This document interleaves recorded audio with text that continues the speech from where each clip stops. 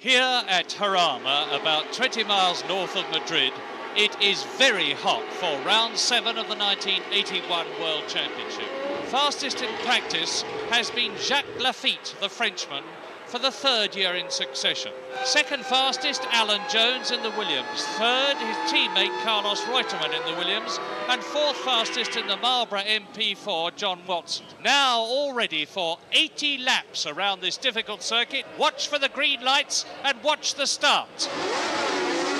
And Lafitte's dragging. Reutemann's got away extremely well. Jones has got away even better. There's Derek Daly coming through now. They come up to the first right-hander at Nuvolari.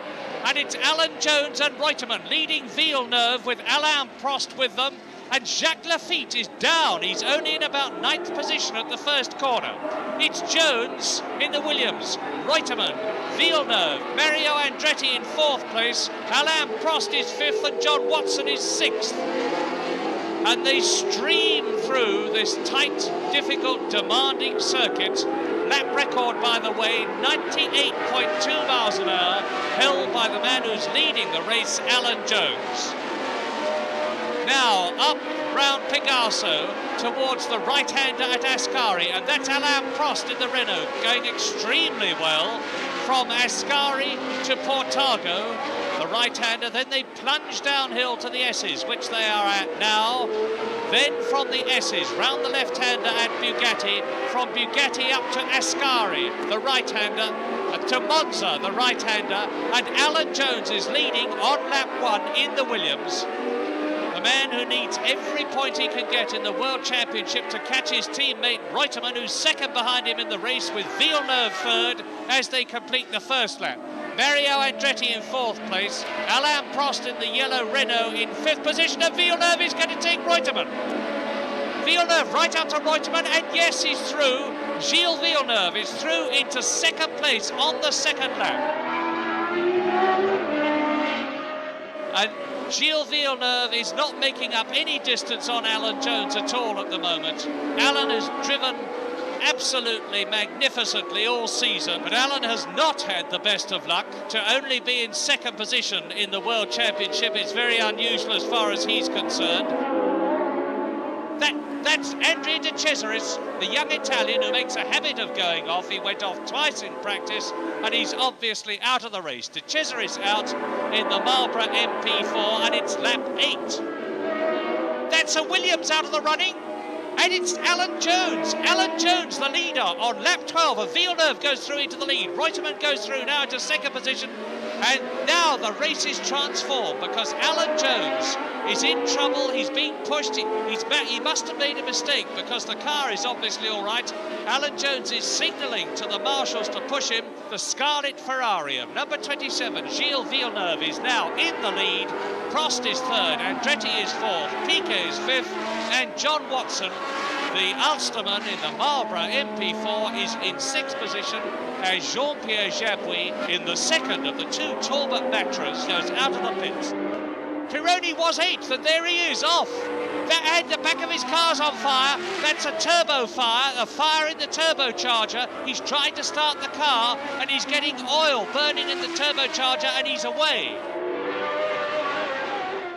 Reutemann's race plan seems to be to close up on Villeneuve, harry him, let the French-Canadians see him in his mirrors, move around a bit to make passing manoeuvres, but then drop back a bit and rest. So all the time, Villeneuve is being harried and worried.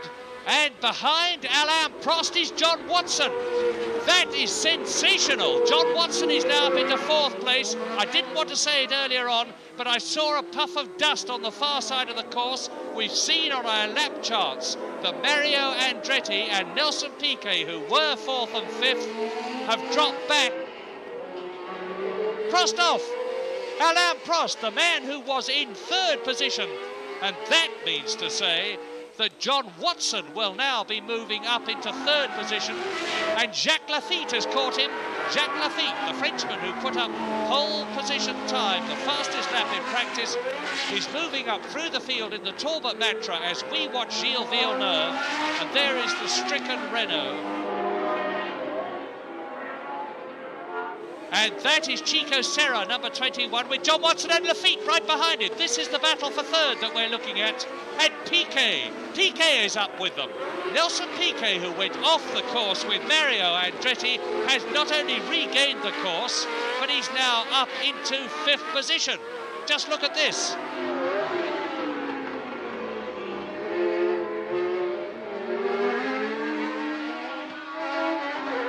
And that's Piquet.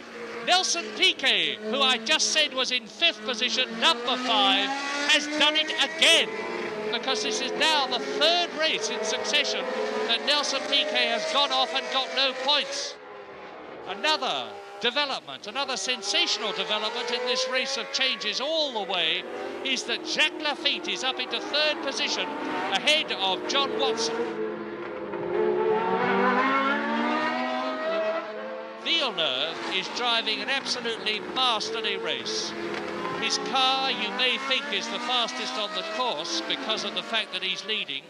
That, in fact, is not so around the lap. He was way down in the practice times, and because of that, and the fact that Reutemann could go faster, the other cars behind Reutemann are starting to close on him too. There's Lafitte coming out onto the straight in 3rd position. Watson is 4th. Lafitte getting closer to Reutemann. Reutemann still with Villeneuve, and in 5th position and 6th place. There's De Angelis in the background. It's amazing for the first 5 cars to be as close to each other as they are, as late in a race as long as this one. Each of them is trying to pressure the other into making a mistake. Now there could be a change, because once again, Eliseo Salazar, so new, and Reutemann's trying to take Villeneuve as they come up to, and he fails. Villeneuve either puts his foot down a bit further, or because he's got the line, obliges Reutemann to drop back, but Carlos is challenging very hard now. He desperately wants to get Villeneuve, past Villeneuve, and Lafitte is right with Reutemann, and all 3 of them are bearing down on Salazar, and if Salazar doesn't move over, we could get a change of place. And Lafitte is coming up to take Reutemann, or trying to. He's very close indeed, and he's through. Villeneuve now has got a new man pressurising him, Jacques Lafitte. Out of the tunnel bend in the minute they come, and look at John Watson. He looks as though he's going to the pits, but he doesn't. He surges past Reutemann. An incredible passing manoeuvre. I thought he was going into the pits at colossal speed, but he wasn't. He was pulling over to take Reutemann and Salazar at the same time, and I bet that inside that helmet, Carlos Reutemann must be absolutely livid, because he timed it wrong. He did not take Salazar at the right moment. John Watson saw his chance and he took it. And Lafitte going through on the inside as they come up towards tunnel.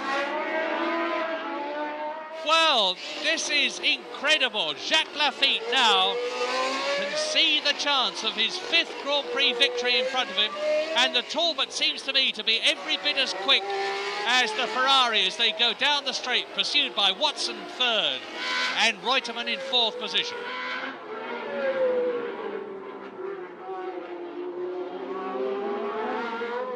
And there is De Angelis. It's not the 1st, 2nd, 3rd and 4th cars that we're looking at together now. It is the 1st, 2nd, 3rd, 4th and 5th, because that is Elio De Angelis. I can confidently say that no Grand Prix in the history of motor racing has had 5 men as close to each other, with the possible exception of one of the Italian Grand Prix at Monza in the past, but that was a very different kind of circuit to this one. Jarama is a real driver's circuit, and there are 5 real drivers out there now, practically wheel to wheel, in after all the closing stages of the race. Now 135 miles an hour up to Ascari. They've got less than half a lap to go, and Villeneuve leads. Lafitte 2nd, Watson 3rd, Reutemann 4th, De Angelis 5th. In the background, Nigel Mansell in 6th position. Down through the S's, into Bugatti, 1st gear. Now up into 2nd, 3rd, 4th gear, stay in 4th, and Lafitte is going to try and take him on the last corner, but 1.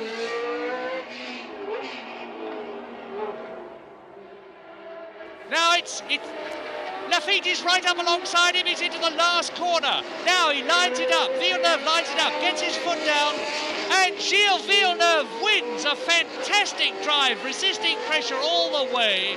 One of the finest drives I have ever seen in Grand Prix racing, and so ends a magnificent Spanish Grand Prix. And in 2 weeks, the French Grand Prix at Dijon, and I'm sure it will keep up the excitement of Grand Prix racing in 1981 after a magnificent Spanish Grand Prix.